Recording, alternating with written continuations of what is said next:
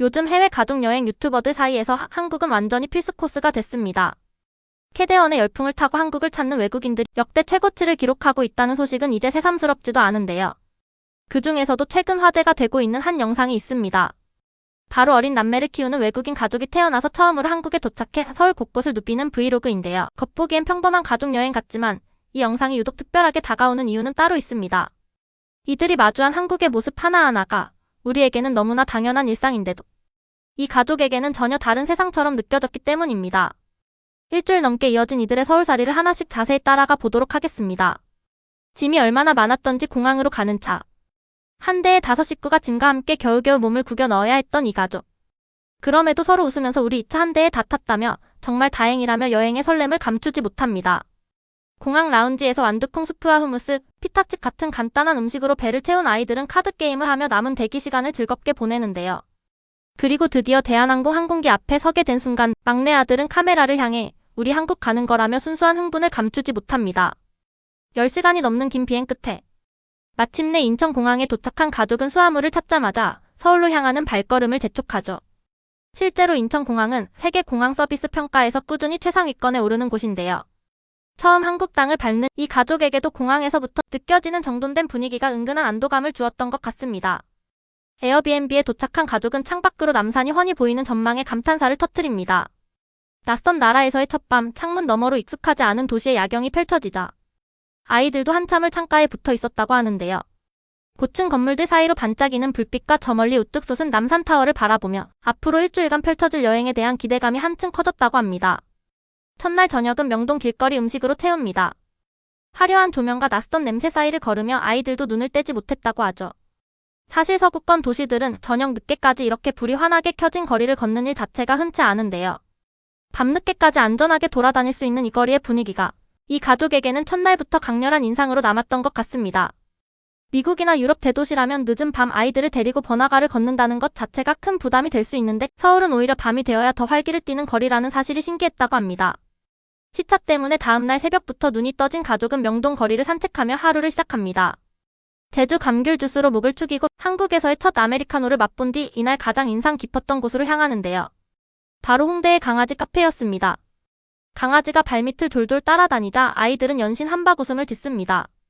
강아지가 내 옆에 딱 붙어 있으니까 기분이 너무 좋다며 아이는 카메라 앞에서 한참을 웃음을 멈추지 못했습니다. 유럽이나 미국에서는 이런 반려동물 카페 문화 자체가 생소하기에 이 가족에게는 한국에서만 경험할 수 있는 특별한 순간이었던 셈이죠. 실제로 미국이나 유럽의 경우 위생 규정 때문에 동물과 사람이 한 공간에서 자유롭게 어울리는 카페 형태 자체를 찾아보기 어려운데요. 이런 형태의 공간이 동네마다 자리 잡고 있다는 사실 하나만으로도 외국인들에게는 한국이 얼마나 세심하고 다채로운 서비스를 갖춘 나라인지 실감하게 되는 계기가 됩니다. 강아지들이 낯선 손님에게도 스스럼 없이 다가와 몸을 부비는 모습에 평소 동물을 무서워하던 막내조차 어느새 강아지 옆에 딱 붙어 떨어지지 않았다고 하네요. 다음 날은 온 가족이 쉬어가는 날로 정했는데요. 그런데 이 쉬는 날마저 그냥 넘어가지 않습니다. 12층짜리 다이소 매장을 방문한 것이죠. 한국에서는 동네마다 흔한 다이소지만 이 정도 규모의 매장은 외국인 가족에게는 그야말로 별세계였습니다. 층마다 다른 물건들로 가득한 매장을 오르내리며 아이들은 신이 나서 뛰어다녔다고 하는데요. 미국의 달러 스토어나 유럽의 저가 잡화점들과는 차원이 다른 규모와 다양성에 부모 역시 한참 동안 매장을 떠나지 못했다고 합니다. 문구류부터 주방용품, 인테리어 소품까지 없는 게 없는 이 공간을 두고 부모는 이런 매장이 우리 동네에도 있었으면 좋겠다는 말을 여러 번 반복했다고 하는데요. 그리고 이날 막내는 태어나 처음으로 삼각김밥을 먹어보는데요. 이 안에 베이컨이 들어있다며 신기해하는 모습이 인상적이었습니다. 겉보기에는 평범한 삼각형 모양의 밥 한 덩이일 뿐인데 안에 들어있는 재료를 발견할 때마다 아이들은 마치 보물찾기라도 하듯 즐거워했다고 합니다. 사실 이런 편의점 음식 문화는 외국인들 사이에서 요즘 가장 화제가 되는 한국의 매력 포인트 중 하나인데요. 간단하면서도 든든한 한 끼가 되어주는 삼각김밥 하나에도 한국의 정성이 담겨 있다는 걸 이 가족은 몸소 느끼게 된 셈입니다. 이어진 날 남산 한옥마을을 향하던 가족은 홍대의 미어캣 카페로 발걸음을 옮깁니다. 그런데 여기서 예상치 못한 일이 벌어지는데요. 동물 카페 직원이 아이의 나이가 너무 어려서 입장할 수 없다고 정중히 안내한 것입니다. 아이는 미어캣과 패럿을 보고 싶었던 마음에 잠시 실망한 기색을 보였지만 동물과 아이 모두를 보호하기 위한 세심한 기준이 존재한다는 사실에 가족은 오히려 이 배려 깊은 시스템에 고개를 끄덕일 수밖에 없었습니다. 단순히 손님을 받지 않겠다는 게 아니라 아이의 안전과 동물의 스트레스까지 함께 고려한 규정이라는 걸 알게 되자 가족의 표정도 한결 누그러졌다고 하는데요. 결국 발길을 돌린 가족은 바로 맞은편의 땡스네이처 카페로 향해 양들을 직접 쓰다듬으며 아쉬움을 달랩니다. 우와, 이 양 진짜 부드럽다며 연신 감탄하던 아이들은 한국식 빙수까지 곁들이며 기분 좋게 오후를 마무리했습니다. 곱게 갈린 얼음 위에 달콤한 토핑이 올라간 빙수를 처음 맛본 아이는 이렇게 부드러운 얼음 디저트는 처음이라며 숟가락을 놓지 못했다고 하죠. 숙소로 돌아온 가족은 한국식으로 비누를 금속 막대에 걸어두는 방식을 처음 보고는 신기해했다고 하는데요. 사소한 생활 습관 하나에서도 문화 차이를 발견하는 순간이었습니다. 넷째 날은 다시 남산 한옥마을을 찾은 뒤 명동의 나이키 매장에서 아이들이 직접 티셔츠를 커스터마이징하는 시간을 가졌습니다. 곰돌이 패치와 스케이트보드 그림 진주, 귀걸이가 그려진 디자인을 두고 고민하는 아이들의 표정이 사뭇 진지했는데요. 이런 사소한 선택 하나에도 아이들은 최선을 다해 신중하게 임했다고 합니다. 한옥마을 특유의 고즈넉한 기와 지붕과 명동의 화려한 매장이 걸어서 10여 분 거리에 공존한다는 사실도 이 가족에게는 서울이라는 도시의 독특한 매력으로 다가왔던 것 같습니다. 전통과 현대가 이렇게 자연스럽게 섞여 있는 도시는 흔치 않다며 부모는 한옥마을을 둘러보는 내내 감탄을 이어갔다고 하는데요.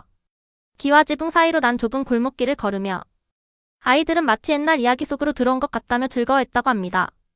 다섯째 날은 서울의 대기질이 좋지 않아 하늘이 뿌옇게 흐린 날이었지만 가족은 실내 놀이시설을 방문했는데요. 대기 시간만 무려 1시간 반이었다고 합니다. 그럼에도 가족은 근처 몰 푸드코트에서 여유롭게 점심을 먹으며 기다림조차 여행의 일부로 즐기는 모습을 보여줍니다. 이렇게 규모가 큰 실내 놀이 공간이 도심 한복판, 그것도 쇼핑몰 안에 자연스럽게 자리하고 있다는 사실 자체가 외국인 부모들에게는 인상적으로 다가왔다고 하는데요. 미세먼지가 심한 날에도 아이들이 답답해하지 않도록 이런 대형 실내 놀이터가 마련되어 있다는 점에서 한국 사회가 아이 키우는 가정을 얼마나 세심하게 배려하고 있는지 다시 한번 느껴졌다고 하는데요. 대기 시간 동안 근처 상점을 구경하거나 간식을 사 먹으며 지루할 틈 없이 시간을 보낼 수 있었던 것도 이 가족에게는 색다른 경험이었습니다. 며칠 뒤 이 가족이 가장 좋아하는 한국 음식이 등장하는데요. 바로 안동 찜닭입니다. 이게 제가 제일 좋아하는 음식이라며 드디어 먹어봤다는 감격 어린 표정을 지었는데요. 매콤달콤한 양념에 폭 익은 찜닭을 순식간에 해치운 가족은 이날 오후 명동의 고양이 카페도 방문합니다. 저렴한 가격에 사료한 봉지를 사서 고양이들과 교감하는 시간을 가지며 마지막에는 달마시안과 치타 무늬 마스크를 기념품으로 골랐다고 하네요. 하루 안에 안동찜닭이라는 깊은 손맛의 음식과 고양이와 함께하는 아기자기한 힐링 공간을 동시에 경험할 수 있다는 것 자체가 한국 여행이 왜 이렇게 알차게 느껴지는지를 보여주는 대목인 것 같습니다. 일곱째 날은 일요일 브런치로 시작해 이음미술관에서 예술 작품을 감상한 뒤 동점 노래방에서 신나게 노래를 부르는 시간을 가졌습니다. 에어컨이 고장났다는 안내문을 결제 후에야 발견하고는 웃음이 터졌다고 하는데요. 좁은 공간에서도 온 가족이 목청껏 노래를 부르며 땀을 흘리던 그 순간이 오히려 여행 중 가장 유쾌한 추억으로 남았다고 합니다. 저녁은 특별하게도 남아프리카 공화국 음식을 파는 식당에서 즐기는데요. 타지에서 만난 고향의 맛에 가족 모두 반가운 표정을 감추지 못했습니다. 서울 한복판에서 이렇게 다양한 나라의 음식을 부담 없이 즐길 수 있다는 것도 이 가족에게는 신선한 충격으로 다가왔다고 하는데요. 그리고 이어진 한복 쇼핑까지 이날 하루는 그야말로 다채로운 그 자체였습니다. 아이들은 저마다 마음에 드는 색깔의 한복을 골라 입어보며 거울 앞을 떠나지 못했는데요. 화려한 색감과 고운 자수가 놓인 한복을 입은 아이들의 모습에 부모는 연신 카메라 셔터를 눌러댔다고 합니다. 마지막 날은 홍대의 한 도자기 공방 카페에서 직접 물레를 돌려보는 특별한 체험으로 시작했습니다. 흙을 만지며 서투르지만 정성스럽게 그릇을 빚어보는 시간이었는데요. 완성된 그릇이 삐뚤빼뚤했지만 그 자체로 여행의 소중한 기념품이 되었다고 합니다. 그리고 서울에서의 마지막 저녁, 아빠는 노을이 지는 시간. 남산공원을 가로질러 남산타워까지 달려 올라가기로 결심합니다. 수많은 계단을 오르며 수미터까지 차올랐지만 정상에 도착한 순간 계단이 정말 많았지만 완전히 그럴 가치가 있었다며 여기 정말 아름답다는 말을 남겼는데요. 서울의 야경이 발 아래 펼쳐지는 그 순간 도시 한복판에 이렇게 울창한 산책로와 등산로가 자연스럽게 자리하고 있다는 사실이 새삼 놀랍게 다가왔다고 합니다. 빌딩 숲 사이로 조용히 스며든 자연, 그리고 그 위에서 내려다보는 서울의 불빛은 어떤 관광 명소보다도 깊은 인상을 남겼던 것 같습니다. 도시와 자연이 이렇게 자연스럽게 어우러진 풍경을 그동안 어느 나라에서도 본 적이 없었다며 한참을 그 자리에 서서 야경을 바라봤다고 하는데요. 그렇게 이 가족의 한국 여행은 그렇게 아름다운 마침표를 찍습니다. 강아지 카페에서의 웃음, 다이소에서의 신기함, 미어캣 카페 앞에서의 작은 아쉬움과 그걸 채워준 양 카페의 온기, 안동찜닭 한 그릇에 담긴 행복, 동전 노래방에서의 웃음소리, 그리고 남산타워에서 내려다본 서울의 밤. 이 모든 장면들이 사실 우리에게는 특별할 것 없는 평범한 하루하루입니다. 동네 다이소에 들르고 저녁 메뉴로 찜닭을 시키고 주말이면 남산에 오르는 일. 우리는 이걸 그냥 일상이라고 부르지만 이 가족에게는 일주일이 넘는 여행 내내 평생 잊지 못할 소중한 추억이 되었다는 사실이 오늘도 새삼 마음을 뭉클하게 만드는 것 같습니다. 우리가 사는 이 나라가 누군가에게는 이렇게나 큰 의미로 다가올 수 있다는 것. 그 사실 하나만으로도 오늘 하루를 조금 더 감사한 마음으로 살아갈 이유가 되는 것 같습니다. 언젠가 이 가족이 다시 한국을 찾는다면 그때는 또 어떤 새로운 것들에 놀라게 될지 벌써부터 궁금해지는데요. 다음번엔 부산이나 제주도처럼 서울 바깥에 또 다른 매력을 발견하게 될지도 모르겠습니다. 서울이라는 도시가 계속해서 이렇게 누군가의 인생에 특별한 추억을 남겨줄 수 있기를 바라봅니다.